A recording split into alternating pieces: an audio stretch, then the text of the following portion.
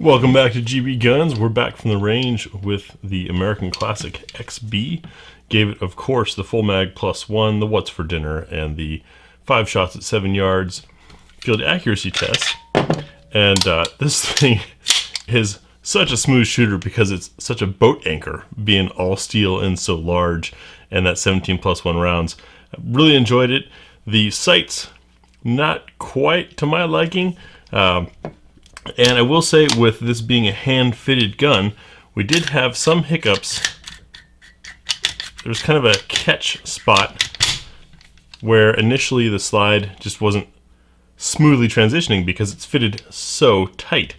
So in the slow-mo, I'll show you, hopefully overlaying now if I'm smart enough, that catch happening.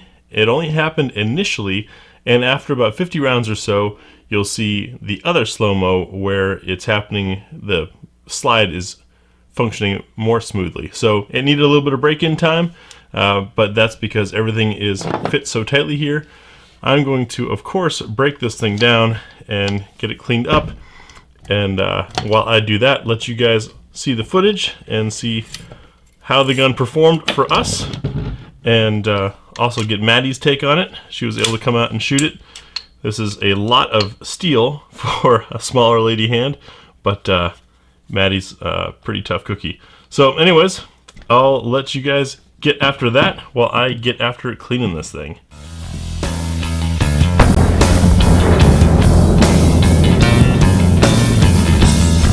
American Classic XB, double stack 9mm 1911. We'll start off with our full mag +1. Only have the one magazine, so I have to drop that in there, put it on safe, and reload this magazine. I do hear a little bit of rattling in there. Hopefully that's not an issue. See how it runs. Ooh, that's snug. Got a piece of steel 25 yards or so out there.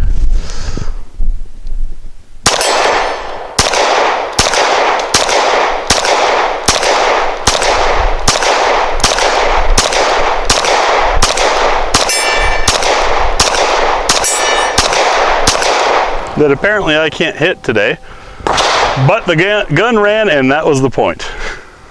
Thanks to our Patreon supporters, the What's for Dinner test is growing. We've got 13 different loads we're going to try this time. The intent, of course, is to see how each load functions in the gun. We'll shoot 3 rounds of each, looking for does it chamber off of slide lock? Does the round generate enough energy to cycle the gun once more? Then a bonus round just for the heck of it. So a total of 3 shots from each load. I'll let you see what's here. We've got a mix of hollow points, flat nose, round nose, steel, brass, aluminum, and zinc plated cases. Let's see how the guns do. With the American Classic XB, starting off What's for Dinner as always with our heaviest load, the 165 grain Hush from Freedom Munitions. Got a piece of steel about 25 yards or so to see, so I've got something to aim at. See how the gun runs.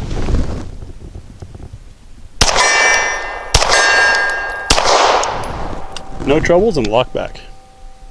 The next load is the Federal American Eagle 147 grain. This is also subsonic, and it is a flat point snubby round that sometimes doesn't like to feed in some guns. 9mm 1911s can be picky. See how it does. So far, so good.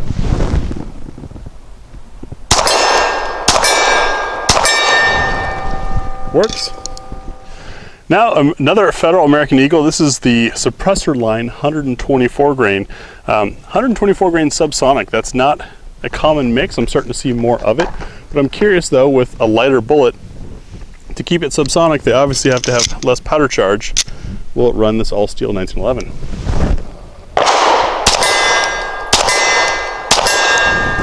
It does. Now a steel case, tool ammo, 115 grain. This is the standard bullet weight that we're used to here in the States. Remember, steel cases tend to have a little more friction on them, and they don't expand as well. So sometimes there can be issues.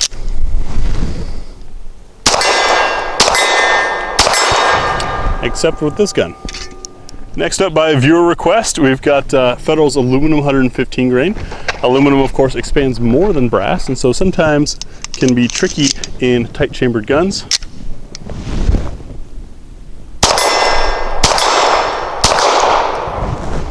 It worked.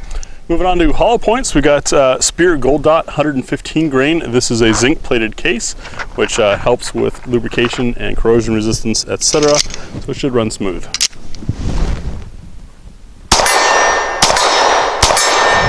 And it did. Moving into light for caliber, we've got Fiocchi's Centerfire loaded 100 grain. This is a snubby round, super lightweight, frangible round, great for shooting steel, which we're doing.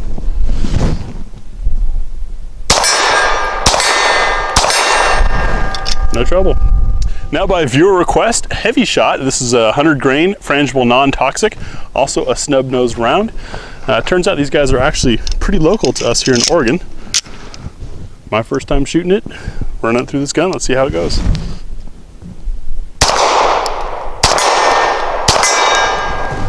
Soft shooter, still works though. Back by popular demand, and what started the What for Dinner test, Hornady's Critical Defense Light. This is a little 100 grain bullet that is itty bitty, short and stubby. Looks almost like a 380 round. Lower recoil, but doesn't always run in guns.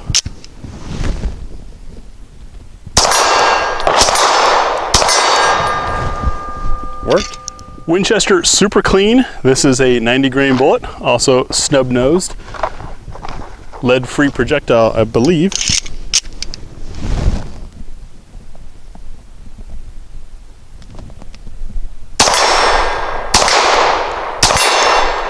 Sorry for that pause there, a fault of my own. Sometimes in my grip style, I don't depress the grip safety enough on 1911s.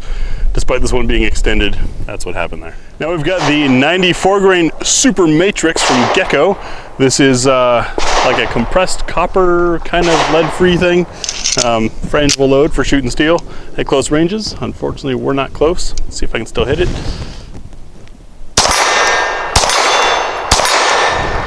It worked. That stuff smells funny.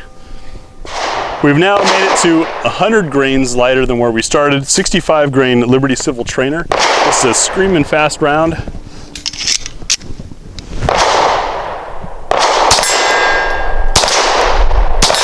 Whew, and you can hear that speed.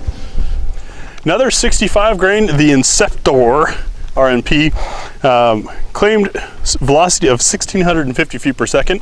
They've upped the speed a bit on these. You may recall, if you've been with the channel any length of time, the RNP was a little too light for some guns. So with this new formula going faster, see how it goes.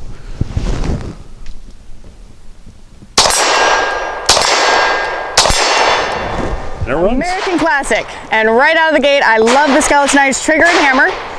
Those are both really aesthetically pleasing to me. I'm a big fan of things that are skeletonized.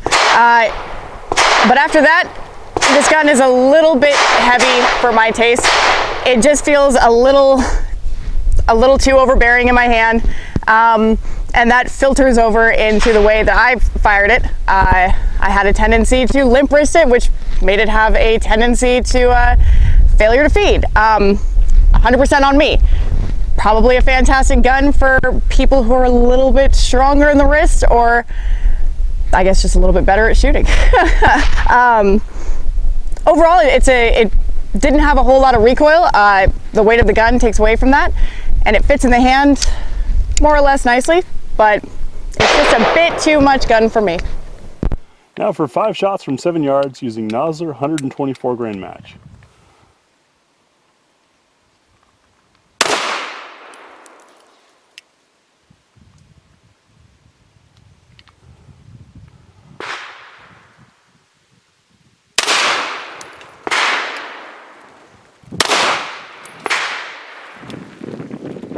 Had a brief pause there as the camera was knocked over. We'll get this fifth shot out.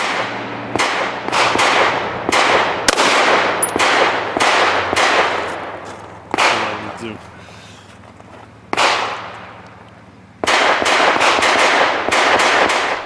So there you have it. The accuracy part is more a chance for me to collect some thoughts on the gun. Of course, any gun, most any gun in a vise will shoot well, and most any great gun will shoot poorly in poor hands. It's obvious I need to spend some more time training, but point being, very impressed that this all-steel beast could handle the What's for Dinner test as well as it did. And I don't have it fully reassembled yet because I wanted to show you as I was stripping it and cleaning. You can see little bit of shine spots where that friction was happening from that tight hand fit. And, you know, I find that totally acceptable. This is the gun breaking into its norm and how it's going to run. And it's certainly a whole lot smoother now than it was the first box or two of ammunition. So, you know, things like, look how snugly this barrel fit is. I have to wiggle it in. It's a really tightly fitting gun. So that's going to lend itself to great accuracy and long-term durability in my mind, because this gun is only going to get sweeter as it breaks in further and further. Interesting option. If there's one thing I could change on it, I'd change these sights. But the good news is this is a 1911, so there's plenty of sight options out there, and it's pretty hard for a manufacturer to choose a set of sights that everyone's going to be happy with. So that's no fault of theirs. That's the American Classic XB 17+1 9mm 1911. Thanks for watching.